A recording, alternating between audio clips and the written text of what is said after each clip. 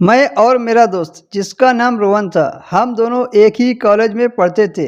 मेरे दोस्त ने एक लड़की पटा ली थी। उस लड़की का नाम जैनब था। बस मैं ही सिंगल था। कभी कभी जब मैं घर पर अकेला होता था तो मेरा दोस्त अपनी गर्लफ्रेंड को लाकर खूब मस्ती करता था। अक्टूबर का महीना था। उसी दौरान मेरे दोस्त के भाई की शादी तय हो गई। एक अच्छा सा होटल बुक किया गया था शादी के लिए। मेहमानों की खातिरदारी के लिए काफ़ी अच्छा इंतजाम किया गया था। मैं भी शादी से एक दिन पहले उस होटल में पहुंचा था और रोहन ने जैनब को भी बुलाया हुआ था। मैं रोहन के साथ काम में हाथ बटा रहा था कि तभी एक खूबसूरत लड़की मुझे दिखी। उसने जीन्स और टॉप पहनी हुई थी। मैंने उसको एक नज़र देखा और फिदा हो गया, क्योंकि वो एक लड़की बड़े घराने की लग रही थी, इसलिए उसकी पर्सनालिटी अलग ही दिख रही थी। वो जब भी मेरे सामने से निकलती मेरी नज़र हटती नहीं थी। एक बार देखा तो वो लड़की जैनब से बात कर रही थी। जैनब रोहन की गर्लफ्रेंड थी। मैंने सोचा जैनब का इससे क्या रिश्ता। थोड़ी देर के बाद जब जैनब मुझसे मिली तब मैंने उस लड़की के बारे में उससे पूछा। उसने बताया कि वो लड़की मेरी सहेली है। मैंने हंसकर कहा कि अपनी सहेली से बात कराओ।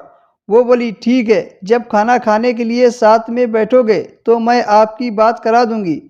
मैं भी जल्दी से फ्रेश होकर जैनब के साथ बैठ गया। कुछ देर के बाद वो लड़की भी मेरे सामने आ गई। उस लड़की का नाम दिलप्रीत है।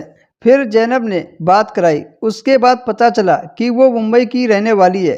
फिर हम सबने खाना खाया और अपने अपने कमरे में सोने के लिए चले गए।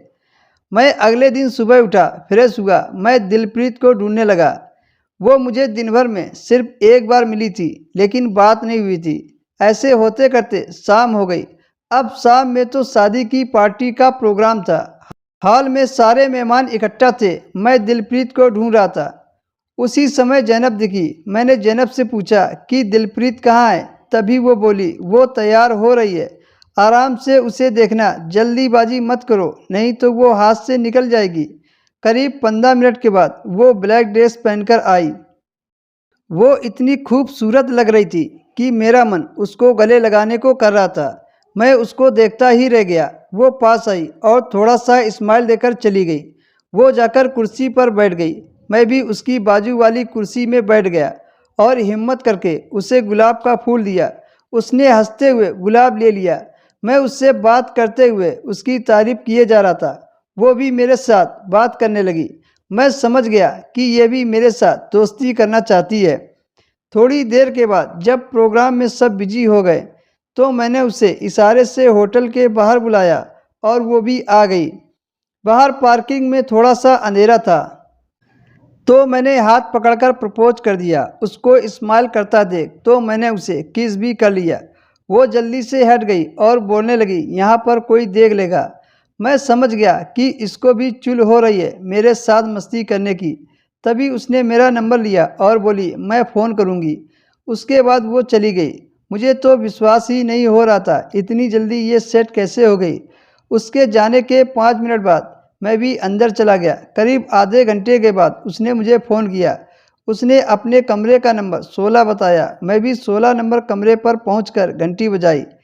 उसने तुरंत दरवाज़ा खोल दिया। वो मुझे अंदर ले गई और दरवाज़ा बंद कर दिया। मैं दिलप्रीत के पास गया और पीछे से उसे पकड़ लिया। वो मेरी तरफ देखकर मुस्कुराने लगी। अब इसके आगे क्या हुआ आप समझ सकते हैं। दोस्तों, कहानी अगर आपको पसंद आई हो तो वीडियो को लाइक कर दें, शेयर कर दें और हर रोज़ नई कहानी के लिए हमारे चैनल को सब्सक्राइब कर लीजिए।